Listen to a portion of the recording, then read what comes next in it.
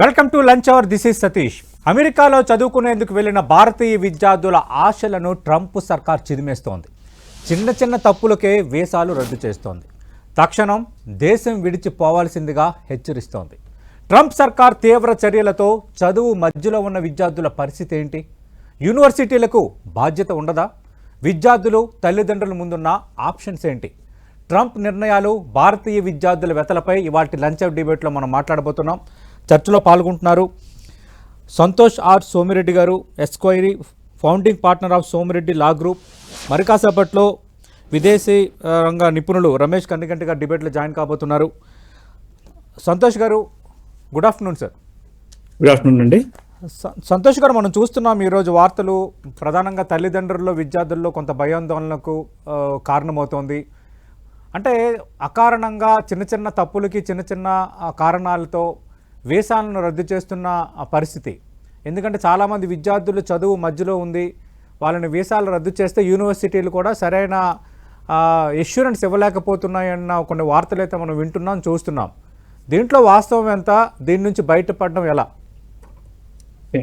So first of all ఒక చిన్న correction అండి సార్. వీసా రద్దు చేస్తే ప్రాబ్లం లేదు, ఎందుకంటే visa is something that you need.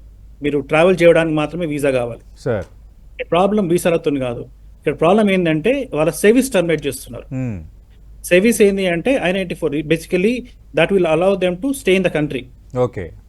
Service terminate అయితే they don't have an option but they have to leave or apply for reinstatement. Okay, so visa termination అనేది, visa cancellation అది ఎప్పటి నుంచి జరుగుతుంది, అది ప్రాబ్లం కాదు. ఎందుకంటే ఒక person if is charge with any crime, typically consulate నుంచి మీ వీసా టర్మినేట్ అయింది, సో నెక్స్ట్ టైం మీరు మా కంట్రీ బయటకు వచ్చినప్పుడు you have to go for stamping అని చెప్పేది. అంటే అది ప్రాబ్లమే, but that we need only if you're travelling outside the country, right? Country బయట ట్రావెల్ చేయకపోతే వీసాతో సంబంధం లేదు. ఇక్కడ ప్రాబ్లం ఏంటి అంటే సర్వీస్ టర్మినేషన్స్ అవుతున్నాయి.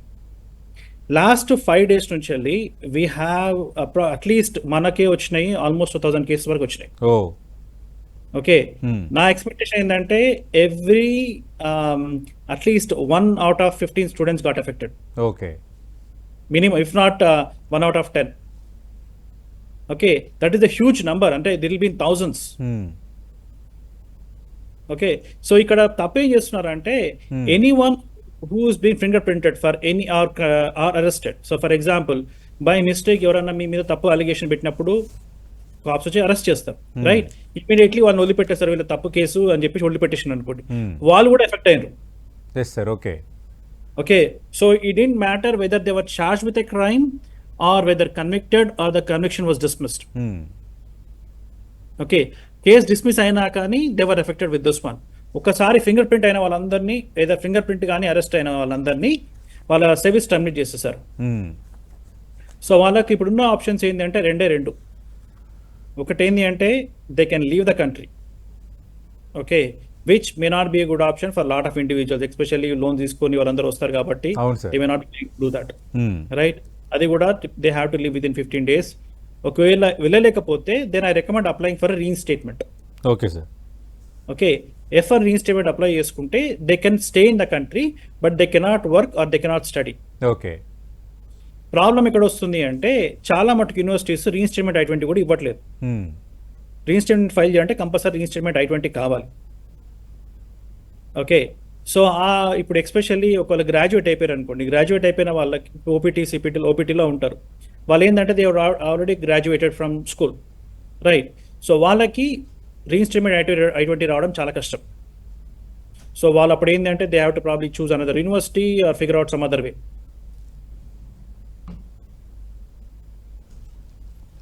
Okay, so we actually filed because whatever they are doing is against the due process, right? There are a lot of violations in this act. So అందుకని we just filed a lawsuit yesterday. అంటే సంతోష్ రెడ్డి గారు, అది మీరు అన్నారు కదా, they can leave country with in 15 days, అదొకటి option అని. ఇప్పుడు కొన్ని యూనివర్సిటీలు కూడా ఒక ఇన్సూరెన్స్ ఇవ్వలేని పరిస్థితుల్లో వేరే యూనివర్సిటీకి వెళ్ళే ఛాన్స్ ఉంటుందా? ఒక్కసారి ఫిక్స్ అయిపోయిన తర్వాత ఇంకా కంట్రీని వేడాల్సిందేనా? దీనిపై కొంత క్లారిటీ ఇవ్వండి సార్. వేరే యూనివర్సిటీకి అప్లై చేసే ఛాన్స్ ఉంది. ఓకే, వేరే యూనివర్సిటీకి అప్లై చేసినా కానీ ఇప్పుడు ఇక్కడ ప్రాబ్లం ఏంటి అంటే ఈ SEVIS termination did not happen because they're violating, అంటే ఇప్పుడు కోర్సెస్ సరిగ్గా చేయకపోవడమో లేకపోతే unemploy like working with authorization లేకపోతే ఫీ పే చేయకుండా అట్లా కాదు కదా. ఇది అయింది ఏంది, it's purely based on the individual's criminal record, yes sir. Right? That won't change whether they are in university or university B, it will remain the same, okay. Right? So అక్కడ అది ఇంకొక ఇష్యూ. ఓకే, సో చాలా మంది ఏం చేస్తున్నామంటే now we're అంటే reinstatement file చేసేతో పాటు we're filing a lawsuit also. Yes sir, okay. కానీ లా సూట్ ఫైల్ చేయడం వల్ల ఒకటే ఒక ఇష్యూ ఏంటి అంటే లా సూట్ ఒకటే ఫైల్ చేస్తే సరిపోదు. ఎందుకు అంటే లా సూట్ ఫైల్ చేసినా కానీ ICE could always come back and pick them up. Okay, so just because they file a lawsuit doesn't mean that they can stay in the country. Sir, అదే reinstatement వచ్చేసరికి ఏంటి అంటే reinstatement pending ఉంది కాబట్టి they will not start accruing unlawful presence. ఈ unlawful presence ఎట్లా ఉంటుందంటే ఒకవేళ ఒక person if they accrue more than 180 days of unlawful presence then they are board for 3 years from entering into the country, okay, into the US. Okay, so similarly if they have accrued more than 1 year of unlawful presence then they are barred for 10 years. Okay, so ఇప్పుడు ఇక్కడ ఏం చేస్తున్నామంటే reinstatement file చేసేటప్పుడు we're clearly mentioning they charge. ఇప్పుడు for example కొంతమందికి they are frivolously charge, కొంతమందికి ఆ cases dismiss అయిపోయినాయి, రైట్?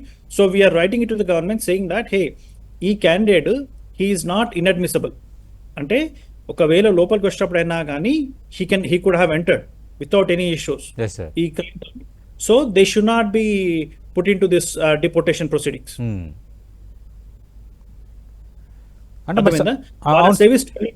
చెప్పండి. అంటే అదే సంతోష్ రెడ్డి గారు, ఇప్పుడు ఇంకో యూనివర్సిటీకి వెళ్ళొచ్చు అయినా అంత ప్రాబ్లం ఉంది అంటున్నారు. మరి ఇప్పుడు ఈ స్టడీస్ అప్పులు చేసి అమెరికాలో చదవాలన్న కళ నెరవేర్చుకోవడానికి అక్కడ చదువుతూ మధ్యలో ఉన్న వాళ్ళ పరిస్థితి ఏంటి? ఎందుకంటే ఇక్కడ ఇండియాలో ఉన్న తల్లిదండ్రుల్లో మాత్రం ఉదయం నుంచి చాలా తీవ్రమైన ఆందోళన వ్యక్తమవుతుంది. ఒక్కొక్కరి స్టోరీస్ ఉంటుంటే చాలా బాధేస్తుంది. But sir, very painful sir. చాలా పెయిన్ఫుల్. అంటే చాలా మంది అప్పు చేసుకొని సెకండ్ మాస్టర్ చేస్తున్న వాళ్ళు, థర్డ్ మాస్టర్ చేస్తున్న వాళ్ళు కూడా ఉన్నారు. Okay, so it's completely sad and it's not only affecting. ఇప్పుడు ఒకటి అర్థమైతే లేదు వీళ్ళకి ఏంటి అంటే it's not only gonna affect the students, it will affect the universities and the country overall also. ఎందుకంటే నౌ ఇది ఇట్లే ప్రొలాంగ్ అయితే nobody would want to study in the US. అవును, ఇంటర్నేషనల్ స్టూడెంట్స్ లేకపోతే ఏ యూనివర్సిటీస్ కూడా ఆపరేట్ చేయలేదు because most of the funding comes from international students. Yes sir, right? మరి అది ఎందుకు ట్రంప్ గ్రహించలేకపోతున్నారు? అదే చెప్తున్నాను కదా, ఇదంతా ఫాస్ట్ పేస్ లో జరుగుతుంది. Yes sir. సో మీకు ఇంకోటి చెప్తాను ఏంటంటే ఈ రోజు it will be hot news in the next 1 week or so. ఇప్పుడు ఏమవుతుంది అంటే now the government is signing an agreement, like so they're entering an agreement between IRS and ICE to share the documents. Adi share ayindi anukondi, it will have a huge effect not only on students but also people who are working on H1Bs. So adi ఇంకా రాలేదు news, నిన్ననే, అంటే it's still ongoing right now. అంటే ఒకవేళ అది జరిగితే ఏం జరగచ్చు సార్? సో బేసిక్ గా ఎవరు ఎఫెక్ట్ అవుతారు? It will not only affect students but it will also affect people who are on H1B. So చాలా మంది బెంచ్ మీద ఉన్నప్పుడు వాళ్ళ పేరు రాకపోయి ఉంటది, రైట్? సో ఇప్పుడు IRS మొత్తం డీటెయిల్స్ అన్ని షేర్ చేసింది అనుకోండి, they will know everything. So అప్పుడు it will create lot more issues. ప్రస్తుతానికి అయితే ఇంకా జరగట్లేదు, అంటే కాకపోతే yes they are in the process of sharing the information. Sir, మరి దీని నుంచి మనం బయటపడలేమా? ఒకవేళ కేంద్ర ప్రభుత్వం ఇన్వాల్వ్ అయితే సమస్యకు పరిష్కారం ఏమైనా దొరుకుతుందా? Actually, we are working with the Indian embassy on that one. They are aware of this issue. Okay, the only thing is that they don't know the gravity of this issue. అంటే ఇది ఎంత మంది students effect అవుతుంది అన్నది ఇంకెవరికి తెలియదు, ఎందుకంటే it's been happening slowly. మనం ఒక 4 days back when we initially posted a video regarding this one, ఆ టైంకి చాలా తక్కువ మంది ఉండే. సో ఈ లాస్ట్ 4-5 days లో మనకే ఒక 1000 కేసు పైన వచ్చినాయి sir. Okay, so atla there are lot of other law firms also, they would have received good amount of cases too. So definitely na estimation at least 20,000-30,000 students are affected. Easy. Okay. Maybe more than that. అంటే only ఇండియన్సా లేదా including all Indians countries? అనే కాదు, అందరికి కాకపోతే ఏంటంటే చాలా మంది students మన వాళ్ళు ఉంటారు కాబట్టి అవును. మనకు తెలుస్తుంది. ఇప్పుడు మన అంటే అట్లీస్ట్ మనకు వచ్చే కేసు అని ఇప్పుడు తెలుగు పిల్లలు చాలా మంది ఉంటారు కదా, అవును. తెలుగు వాళ్ళు. సో వాళ్ళవి చాలా వస్తున్నాయి మనకు, వాళ్ళవి అసలు మీరు almost 1000 కేసులు వచ్చాయంటేనే మాకు ఇక్కడ నేను షాక్కు గురయ్యాను. ఎందుకంటే ఈరోజు మేము పత్రికల్లో చూసినవి కొందరు విద్యార్థులు కొంత నెంబర్స్ మాత్రమే. No. తప్పది. మనకే ఉన్నాయి అన్ని కేసెస్. అదే సార్, అదే అంటున్నా. యా, ఈ లాస్ట్ చాలా మంది ఉన్నారు స్టూడెంట్స్. ఇట్స్ నాట్ హండ్రెడ్స్ అనేది తప్పది. ఆ number I know New York times కూడా పోస్ట్ చేసి 150 people students and that is wrong, completely wrong. అది అవును సార్, ఆ నంబర్ తప్పది. మీ అంచనా ఎంత మంది సార్? అంటే మిమ్మల్ని అప్రోచ్ అయిన వాళ్ళు 1000 మంది, మీ అంచనా ఎంత మంది ఉండొచ్చు మన Indian students, especially Indian students? Yeah, మన దగ్గర రీచ్ అవుట్ అయితే ఆల్మోస్ట్ 1000 మెంబర్స్ అయితే రీచ్ అవుట్ అయ్యారు. ఓకే, కానీ బయట I'm sure it's more than that, 100%. అది యా. ఇంకోటి ఏంటి అంటే they are charging everyone with even small crimes. For example speed, reckless driving అంటే కొంచెం స్పీడ్ ఎక్కువ పోవడం, రైట్. డియుఐ, షాప్ లిఫ్టింగ్ అవ్వాలంటే ఎస్ కొంచెం తప్పని చేసినట్టు. ఇప్పుడు రెక్లెస్ డ్రైవింగ్, డియూ అనేది ఇట్స్ వెరీ కామన్ థింగ్. అంటే స్టూడెంట్స్ వచ్చిన వాళ్ళు చాలా మంది చేస్తారు, రైట్. ఇంకోటి పబ్లిక్ ఇంటాక్సికేషన్ అంటే ఫర్ ఎగ్జాంపుల్ తాగి బయటకు రావడము. Okay, happens all the time, right, especially students విషయంలో, రైట్. అట్లా చాలా మంది స్టూడెంట్స్ ఎఫెక్ట్ అయ్యారు. ఇప్పుడు కొన్ని స్టేట్స్ ఇంకా ఎట్లా ఉంటుందంటే ఫర్ ఎగ్జాంపుల్ ఇంట్లో గొడవ అయింది అనుకోండి, ఆర్గ్యుమెంట్ అయినప్పుడు the cops have to arrest at least one of the individuals involved in that house. So ఇద్దరి మధ్య గొడవైనప్పుడు cops కాల్ చేస్తే when they come there they have to arrest at least one of the individual. So ఒకరిని arrest చేసి వాళ్ళని finger print చేసారు అనుకోండి, వాళ్ళది కూడా సర్వీస్ టర్మినేట్ అయిపోయింది. ఓకే, ఇక్కడ వాళ్ళు క్లియర్గా చెప్పి నాకు ఏం ఇష్యూ లేదు అని చెప్పినా కానీ still they will be charged and their service has been terminated now. Okay, so ఈ సర్వీస్ టర్మినేట్ చేసేటప్పుడు they are not looking at the charge, actually they are only looking at whether the person's name is coming up in the criminal background check, అంతే. అసలు దేనికోసం అయింది, ఆ case ఉందా, case కొట్టేసిండ్రా, dismiss అయిందా, అసలు ఏమైందని చూడట్లేదు వాళ్ళు. ఓకే, సో ర్యాండమ్గా చేస్తున్నారు అనమాట మొత్తం ప్రతి ఒక్కరిని. అంటే సంతోష్ రెడ్డి గారు, మీరు ఇందాక ఒక మాట అన్నారు, అంటే కొన్ని కేసుల్లో ఆరోపణలు ఎదుర్కొని వాళ్ళు నిర్దోషులుగా బయటకు వచ్చినా లేదంటే ఎలిగేషన్స్ ప్రూఫ్ కాకపోయినా వాళ్ళకి కూడా నోటీసులు జారీ అవుతున్నాయని. అది మరి లా సూట్ వేస్తే అలాంటి వాళ్ళకి కొంత ఉపశమనం లభించే ఛాన్స్ ఉందా? That is true. దట్ అంటే అదే చేస్తున్నాం మనం ఇప్పుడు. ఓకే, సో ఏం చేస్తున్నాం అంటే కొన్ని మంచి కేసు తీసుకుంటాం. ఫర్ ఎగ్జాంపుల్ ఒక కేసు తీసుకున్నాం, ఇప్పుడు చెప్పినా కదా, just small example. Okay, maybe boy friend girl friend చిన్న కుట్లాట అయింది అనుకోండి. కాల్ చేసినప్పుడు ఎవరో కాప్స్ కాల్ చేసిర్రు, కాప్స్ వచ్చిర్రు, చూసి కొన్ని స్టేట్స్లో ఏంటంటే దే హ్యావ్ టు కంపల్సరీ ఒకరిని అరెస్ట్ చేయాలి, you don't have an option. Rule ప్రకారం వాళ్ళు గొడవైనప్పుడల్లా ఒకరిని అరెస్ట్ చేయాలి. సో పర్సన్ అరెస్ట్ చేస్తారు, తర్వాత ఇక్కడ ఏం కాలేదని చెప్పి మన వాళ్ళు నిలిపెట్టేస్తారు, కేసు కూడా డిస్మిస్ అవుతుంది. అటువంటి వాళ్ళు కూడా ఎఫెక్ట్ అయ్యారు. ఓకే, అంటే వాళ్ళ ప్రణయం లేకుండా, అంటే కొన్నిసార్లు చిన్న ఆర్గ్యుమెంట్స్ కూడా, రైట్. ఇప్పుడు వీళ్ళేం క్రిమినల్స్ కాదు. అవును. ఓసారి ఏంటి అంటే కాప్స్, ఇప్పుడు ఫర్ ఎగ్జాంపుల్ వాళ్ళు రెడ్ లైట్ మిస్ అవుతారు, కాప్స్ ఫాలో అవుతున్నప్పుడు వాళ్ళు తెలియకుండా అప్పుడే ఆపకుండా కొంచెం ముందుకు వెళ్ళి ఆపిరు అనుకోండి, వాళ్ళని కూడా అరెస్ట్ చేస్తారు. ఓకే, అరెస్ట్ చేసి మళ్ళీ కేసు డిస్మిస్ అయినా కానీ even those people are getting affected. DUI 0.08 blood alcohol content allowed, right. 2 బీర్లు దాగి నడిపిందంటే వాళ్ళు కూడా, అంటే అఫ్ కోర్స్ అదే కొంచెము డియుఐఓ, షాప్ లిఫ్టింగ్ అటువంటి అంటే కనీసం తప్పు చేసినట్టు వాళ్ళు, కానీ ఇవైతే వాళ్ళ ప్రళయం లేకుండా అవుతుంది కదా. అంటే సంతోష్ రెడ్డి గారు, అంటే ఇప్పుడు ఇంటర్నేషనల్ డ్రైవింగ్ లైసెన్స్ మీరు ఇండియాలో తీసుకుంటే ఇక్కడ మేము అలౌ చేయము, ఇక్కడ మళ్ళీ వేరేగా తీసుకోవాలని చెప్తున్నారంట, అది వాస్తవమేనా? డ్రైవర్స్ లైసెన్స్ తీసుకొని మేము ట్రై చేస్తాము అనేది తప్పొద్దు. ఓకే, కొన్ని స్టేట్స్ లో yes they allow 60 days allow చేస్తారు, కానీ అసలు ట్రై చేయకండి. ఓకే, ఎస్పెషల్లీ ఇన్సూరెన్స్ లేకుండా, కొన్ని కేసెస్లో ఇన్సూరెన్స్ లేకుండా డ్రైవ్ చేసిన చెప్పి కూడా వాళ్ళని అరెస్ట్ చేస్తారు, మళ్ళీ తెల్లారి ఇన్సూరెన్స్ చూపించినాక వాళ్ళు రిలీజ్ చేస్తారు, కానీ వాళ్ళు కూడా టైప్ అయిపోయారు. ఎస్ సార్, వాకే అర్థమైంది. ఈ బాధితులు వాళ్ళు కూడా ఉన్నారు. చిన్న విషయాలలో, అంటే ఇఫ్ దే ఆర్, ఇప్పుడు కొన్ని విషయాల్లో ఎట్లా అంటే ఆ టైం అరెస్ట్ కాకపోయినా తర్వాత కోర్టుకి వెళ్ళినప్పుడు ఫింగర్ ప్రింట్స్ తీసుకున్న వాళ్ళు ఉన్నారు, రైట్. వాళ్ళ సర్వీస్ కూడా time. So basically the government is not looking at the charge. వాళ్ళు ఏం చూస్తున్నారంటే ఒక ఫింగర్ ప్రింట్ అయిందా, క్రిమినల్ రికార్డ్ వచ్చిందా, అంతే. ఓకే, సంతోష్ రెడ్డి గారు సో ఫర్ ఎగ్జాంపుల్ చిన్న ఎగ్జాంపుల్ ఇస్తాను చూడండి. మాట్లాడండి. పక్క అపార్ట్మెంట్ లో ఎవరో అతను కంప్లైంట్ చేసిండు, మా ఈ పక్క అపార్ట్మెంట్ లో వాళ్ళు అరెస్ట్ చేస్తున్నారు ఏదో సంథింగ్ కంప్లైంట్ చేసిండు. కాప్స్ వచ్చి అసలు వాడు వీడేనా తెలియకుండా అరెస్ట్ చేసి ఉంటారు. అరెస్ట్ చేసి తర్వాత చెక్ చేస్తారు, రైట్? తర్వాత అయినాక కోర్టులో కేసు అయింది, కేసు డిస్మిస్ అయినా కానీ even those people got affected. Okay, అసలు మీరు చెప్తుంటేనే చాలా ఇంట్రెస్టింగ్ గా ఉంది, ఒక రకంగా పెయిన్ఫుల్ గా ఉంది. అంటే ఇంత టఫ్ గా ఉందా అమెరికాలో సిచ్యువేషన్? టఫ్ అంటే ఇది ఈ రెగ్యులేషన్ అంటే I don't know how they are doing it, but like ఇప్పుడు ప్రతి ఒక్క ఛార్జ్ అయిన వాళ్ళు ప్రతి ఒక్కరిని తీసేస్తారు అంటే they lot of universities will be empty, and that is exactly what is happening now. Okay, right. Santosh Reddy గారు మీరు లైవ్లోనే ఉండండి సార్. ప్రస్తుతం డిబేట్లో జాయిన్ అవుతున్నారు విదేశీ రక్షణ రంగ నిపుణులు రమేష్ కన్నిగంటి గారు. రమేష్ కన్నిగంటి గారు, అమెరికాలో పరిస్థితులు చూస్తున్నాం. మనం ట్రంప్ రావటం తర్వాత తీసుకుంటున్న నిర్ణయాలు చాలా చర్చించాం. కానీ ఈ మధ్యకాలంలో టారిఫ్స్ కానీ, తర్వాత ఇప్పుడు భారతీయ విద్యార్థులకి వీసాల రద్దు, తర్వాత అక్కడ జరుగుతున్న పరిణామాలు. ఆల్రెడీ సంతోష్ రెడ్డి గారు సంబంధించి is also founder partner of Somireddy law group. ఒక 1000 మంది ఇప్పటికీ అప్రోచ్ అయ్యారు.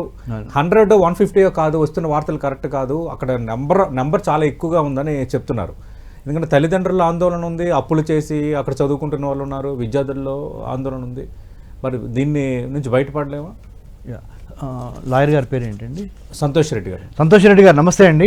నా పేరు doctor Ramesh Kanniganti. Sorry that I came little late. నేను పిహెచ్డి ఇన్ అమెరికన్ స్టడీస్ చేశానండి Delhi Jawaharlal Nehru university school of international స్టడీస్లో. Nice. So American government politics, foreign పాలసీని క్షుణ్ణంగా అధ్యయనం చేసిన తర్వాత నేను ఇస్తున్న విశ్లేషణ 10 TV ద్వారా ఏంటంటే, ఈ ట్రంపిజం అనే మాటను ఎందుకు వాడుతున్నానంటే, ఇందులో చాలా క్యాపిటలిజం ఇన్వాల్వ్ అయి ఉంది, కార్పొరేటిజం ఇన్వాల్వ్ అయి ఉంది.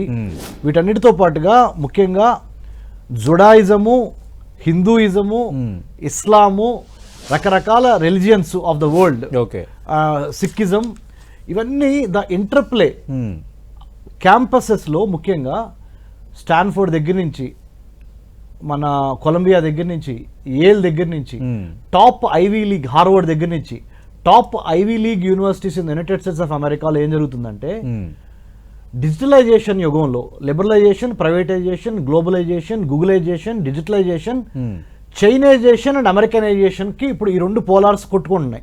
చైనైజేషన్ అండ్ అమెరికనైజేషన్ మధ్యలో హ్యూమనైజేషన్ ఈజ్ లాకింగ్. రైట్. మానవనీయ కోణాలు దెబ్బతింటున్నవి. ఈ చైనా ఒక పక్కన, అమెరికా ఒక పక్కన. రెండిటి యొక్క లక్ష్యం ఏంటంటే ఎకనామిక్గా, ఫినాన్షియల్గా స్ట్రెంగ్థన్ అవటమే. ఈ ఫినాన్షియల్ స్ట్రెంగ్థన్ అయ్యే పరిణామ క్రమంలో ఈ post COVID-19 global world order change అయిపోయింది. ప్రపంచము కరోనా తర్వాత కంప్లీట్గా చేంజ్ అయిపోయి, ఆర్థికంగా అమెరికా బలపడాలి అంటే let's make America great again, MAGA MAGA అనే పాలసీతో ట్రంప్ అధికారంలోకి వచ్చిన తర్వాత అంటే గ్లోబలైజేషన్ అనే ఒక 1990s లో స్టార్ట్ అయింది ప్రపంచీకరణ, ప్రైవేటీకరణ. సతీష్ గారు ఇప్పుడు ఏమైందంటే, సంతోష్ రెడ్డి గారు కూడా వుడ్ అగ్రీ విత్ మీ, ఇప్పుడు ఏమైందంటే localisation has become the new globalisation. అంటే లోకల్స్ కి, స్థానికులకి విద్య, వైద్యం, ఆరోగ్యం, ఉపాధిలో ఎక్కువ హామీ ఇవ్వటము, వాళ్ళ యొక్క అవసరాలకి పెద్దపీట వేయటం అనేదే లోకలైజేషన్ అన్నమాట. లోకలైజేషన్ ఎవరైనా చెయ్యాలి. ఆ విషయంలో నేను ట్రంప్ను తప్పుపట్టను. ఎందుకంటే ఆయన దేశం కోసం ఎన్నికయ్యాడు, దేశ ప్రజల ఆశలు ఆకాంక్షలు తీర్చాలి. కానీ ఇక్కడ మిగతా దేశాలకు సంబంధించి అక్కడ చదువుకుంటున్న విద్యార్థుల వల్ల వాళ్ళకి చాలా రెవెన్యూ జనరేట్ అవుతుంది. అక్కడ యూనివర్సిటీలు కూడా కలకలాడుతున్న పరిస్థితి. ఈ విధంగా చేయటం వల్ల ఏం జరుగుతుంది? చెప్తాను సార్. సతీష్ సార్ చాలా మంచి ప్రశ్న వేశారు.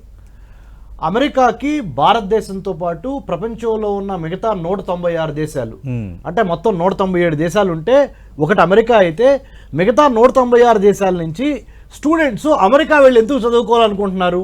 మనం ఆత్మవిమర్శ చేసుకోవాలి. ఎందుకో చెప్పనా sir? If you wanted to catch butterflies, don't chase butterflies, make a beautiful garden. Butterflies will automatically come and take rest in the garden. అమెరికాని ఒక ఉద్యానవనంగా, అంటే సింబాలిక్ గా చెబుతున్నా, ఓకే, విద్య, వైద్యం, ఆరోగ్యం, పర్యావరణము, సాంకేతిక శాస్త్ర వర్తక వాణిజ్య వ్యాపారాల్లో అమెరికాని నెంబర్ 1 గా అమెరికా వాళ్ళు తయారు చేసుకున్నారు. ప్రపంచంలో ఉన్న టాలెంట్ మొత్తాన్ని అక్కడికి ఆకర్షించి అంటే మెరిటోరియస్ సొసైటీని అక్కడ తీసుకున్నారు. అలా చేసుకోవాల్సిన బాధ్యత భారతదేశంలో మనది ఉంది. Number 1. Number 2, billions of dollars తీసుకెళ్లి అమెరికా యొక్క విద్యా వ్యవస్థలో మనం డంప్ చేస్తున్నాం. మన స్టూడెంట్స్ అమెరికాలో చదువుకోవడానికి భారతీయ స్టూడెంట్స్ ఒక సంవత్సరానికి బిలియన్స్ ఆఫ్ డాలర్స్ పే చేస్తున్నారు ఫీజుల రూపంలో. ఎలా పే చేస్తున్నారు సతీష్ గారు చెప్పనా sir? Most of them loan తీసుకుంటున్నారు. లోన్ తీసుకొని వెళ్తాం మూలాన అన్నెసెసరీ బర్డెన్ ఎక్కువైపోతుంది. అందుకని 10 TV ద్వారా నా విన్నపం ఏంటంటే భారతీయులు అమెరికాలో చదువుకోవడం తప్పు కాదు, చదువుకోవాలి. ఎందుకు? అక్కడ అద్భుతమైన science, technology, engineering, mathematics, medicine సంబంధించిన ఇన్ఫ్రాస్ట్రక్చర్ నెంబర్ 1 గా ఉంది. You have to go there. మరి ఇప్పుడు చదువుకోలేని పరిస్థితి ఉంది, దీనికి పరిష్కారం చెప్తాను సార్. అధిగమించడానికి లోన్లు తీసుకొని అమెరికా వెళ్ళి చదువుకుందాం అంటే అమెరికాలో ఉద్యోగం అంటే ఎంఎస్ అయిపోయిన తర్వాత, ఎడ్యుకేషన్ అయిపోయిన తర్వాత ఇమ్మీడియట్ గా జాబ్ లేదు. కాబట్టి లోన్స్ తీసుకొని అమెరికా వెళ్తానికి స్వస్తి చెప్పండి. నెంబర్ 1. నెంబర్ 2, నేను పాలసీ రికమెండేషన్స్ ఇస్తున్నా. నెంబర్ 2, అమెరికాతో పాటు యూరోపియన్ యూనియన్ లో 27 దేశాలు ఉన్నాయి. ఆ దేశంలో కూడా ఎక్కడెక్కడికి వెళ్ళాలనే దాని మీద మేధోమథనం చేసి అక్కడికి వెళ్తానికి, అక్కడ చదువుకోవడానికి ప్రయత్నం చేయండి. నెంబర్ 2. నెంబర్ 3, లోన్ తీసుకోకుండా United States India education foundation ద్వారా scholarships number 1. Ministry of human resource development ద్వారా స్కాలర్షిప్స్ కొడతాం నెంబర్ 2. తర్వాత చాలా ప్రైవేట్ కార్పొరేట్ ఏజెన్సీస్ ఫిలాంథ్రఫీలో భాగంగా మెరిటోరియస్ స్టూడెంట్స్ అమెరికాలో గానీ వేరే దేశాలు చదువుకోవడానికి ఫండింగ్ ఏర్పాటు చేసినాయి. ఈ మూడింటిని అసలు ఎక్స్ప్లోర్ చేయట్లా మన వాళ్ళు. గుడ్డెద్దు చేలోబడినట్టు బీటెక్ అయిపోగానే నేను అమెరికా వెళ్ళిపోవాలి, ఎందుకంటే పక్కింటోడు వెళ్ళాడు కాబట్టి, ఎదుటోడు వెళ్ళాడు కాబట్టి కొలెటరల్ సెక్యూరిటీ పెట్టి స్థలమో పొలమో తాకట్టు పెట్టి లోన్ తీసుకొని నేను అమెరికా ఫ్లైట్ ఎక్కాలి అనే తొందరలో అసలు ఈ 3 ఆప్షన్స్ ఎక్స్ప్లోర్ చేయట్లా మన వాళ్ళు. తప్పు ఎక్కడ ఉందంటే మనలో కూడా సగం తప్పు ఉంది. సగం తప్పు ట్రంప్ లో ఉంటే ఆయన యొక్క మ్యావరిక్ పాలసీస్ మూలాన, నీజర్క్ అంటే అప్పటికప్పుడు తీసుకున్న నిర్ణయాల మూలాన 50% అక్కడ తప్పు ఉంటే 50% మన దగ్గర కూడా తప్పు ఉంది. దయచేసి స్టూడెంట్స్ అమెరికా వెళతాం అనేది టాప్ ప్రయారిటీగా పెట్టుకున్న వాళ్ళకి నేను చెప్పేది ఏంటంటే your priority to go to United States of America to pursue your higher education is not at all wrong, justifiable. But what is not justifiable is you wanted to take hefty loans which you are not able to pay. You are getting into a debt trap. Debt trap అంటే అప్పులు ఊబిలో మీతో పాటు నాకు ఎన్నో వందల వేల మంది స్టూడెంట్స్ పేరెంట్స్ కాల్ చేస్తున్నారు. మన centre for human security studies, Satish గారు, మన centre for human security studies Marri Chenna Reddy government of Telangana Jubilee Hills లో ఉన్నాం మనం. ఎన్నో వేల మంది స్టూడెంట్స్ కి ఇప్పుడు నేను లాస్ట్ 3 months లో I have the list of students and parents వాళ్ళ కన్సర్న్స్ నాకు చేశారు. నేనేం చెప్తున్నానంటే దయచేసి మన ఆఫీస్ కి రండి, మీకు మీరు ఏ విధంగా వెళ్ళాలో మీ చేతులు కాలకుండా, ఇబ్బంది పడకుండా, అప్పులు ఊబిలోకి వెళ్లకుండా అమెరికాలో చక్కటి విద్యాభ్యాసం కానీ యూరోపియన్ కంట్రీస్ లో ఎట్లా అవలంబించాలి, డబ్బులు లోన్ తీసుకోకుండా మెరిట్ ద్వారా వెళ్తానికి ఏంటి ఉపయోగం అంటే మార్గాలు ఏంటి అనే దాని మీద ఎక్స్పర్ట్ టీమ్ ఉంది. Will help you. Right. Debate ముగించే ముందు సంతోష్ రెడ్డి గారు, అంటే మరి దీని నుంచి బయటపడడం ఎలాగా అన్నది ఒకటి, రెండోది ఇది ఎల్లకాలం ఇదే పరిస్థితి ఉంటుందా అమెరికాలో, లేదంటే మారుతుందని మనం ఆశించవచ్చా? సో ఇప్పుడు ఉన్న ఆప్షన్స్ రెండు అండి. ఒకటి ఏంటంటే living the country, second is reinstatement. So వీళ్ళు ఇండియాస్ ఉండాలనుకుంటే మాత్రం కంపల్సరీ రీఇన్స్టేట్మెంట్ ఫైల్ చేయాలి. ఓకే. సెకండ్ థింగ్, కొంచెం మంచి కేసు ఉన్న వాళ్ళందరూ లిటిగేషన్ కేసు కూడా ఫైల్ చేయండి. Okay. Already lot of attorneys for working on those. Even we filed one yesterday, right? So ఒకవేళ ఇంజంక్షన్ ఆర్డర్ వస్తే మాత్రం we'll all be lucky, right? So they might issue it across the board so that they might cancel these service terminations. Okay. Right. ఖచ్చితంగా దీని నుంచి బయటపడాలని మనం అందరం ఆశిద్దాం. పరిస్థితిలో మార్పు రావాలని ఖచ్చితంగా ఆశిద్దాం. సంతోష్ రెడ్డి గారు, ఇంకా మీరు చాలా డీటెయిల్స్ కూడా ఇచ్చారు. రమేష్ కన్నగంటి గారు, మనం సిచ్యువేషన్ చూసాం. Situation is like that. మీరన్న సలహాలు కూడా అత్యంత కీలకమైనవి. మరి తల్లిదండ్రులు వీటిని కూడా ఇక్కడ నుంచి సీరియస్గా తీసుకుంటారని మనం అనుకుందాం. కానీ ఆల్రెడీ చదువు మధ్యలో ఉన్న విద్యార్థులకు మాత్రం న్యాయం జరగాలని మాత్రం కోరుకుందాం. ఎందుకంటే మీరు అన్నట్టుగా చాలా మంది అప్పులు చేసిన వాళ్ళు ఒకవేళ రేపొద్దున ఇంకా అమెరికా నుంచి వెళ్ళిపో అంటే మధ్యలో రాని పరిస్థితి, వేరే యూనివర్సిటీ వాతావరణం. ఒక సలహా, I know time is very very short. Right, it's over. అయిపోయిందా సార్? Okay, please sir. ఏంటంటే సోషల్ మీడియాలో స్టూడెంట్స్ పెట్టే పోస్టులు చాలా జాగ్రత్తగా ఉండాలి. డిపార్ట్మెంట్ ఆఫ్ హోమ్ల్యాండ్ సెక్యూరిటీ చాలా క్లీన్ గా అబ్జర్వ్ చేస్తున్నది. మీరు అమెరికాకి వ్యతిరేకమైన దేశాల గురించి మీరు సపోర్టింగ్ గా స్టేట్మెంట్లు పెట్టొద్దు. రైట్. అది కీలకమైన సలహా. యాక్చువల్గా Social media. దాని నేపథ్యంలో కూడా చాలా మంది మీద నమోదయ్యాయి, నోటీసులు వచ్చాయి, వీసాలు రద్దు అయ్యాయి. డిజిటల్ ఎవిడెన్స్ చాలా వాల్యుబుల్ సజెషన్ ఇది. రైట్, ఇదంతా జరగాలని కోరుకుందాం. Thank you Ramesh Kanikanti garu. Thank you Santosh R Somireddy garu. ఈ ఇష్యూ కొంత సార్ట్అవుట్ అయినంత వరకు మీరు 10 TV కొంత అందుబాటులో ఉండండి సార్. ఇట్స్ పర్సనల్ అపీల్ మీకు కూడా రమేష్ కనికంటి గారు. ఎందుకంటే ఇది విద్యార్థులకు సంబంధించింది, భారతీయ విద్యార్థులకు సంబంధించింది. చాలామంది తల్లిదండ్రుల మనోభావాలకి వాళ్ళ పెయిన్కి సంబంధించిన ఇష్యూ కాబట్టి ఖచ్చితంగా సార్ట్అవుట్ చేసే దిశగా అడుగులు పడాలని మనం కోరుకుందాం. కొంత ఇంపాక్ట్ తెచ్చే ప్రయత్నం మనం అందరం చేద్దాం. ఇది ఇవాల్టి లంచ్ అవర్ డిబేట్.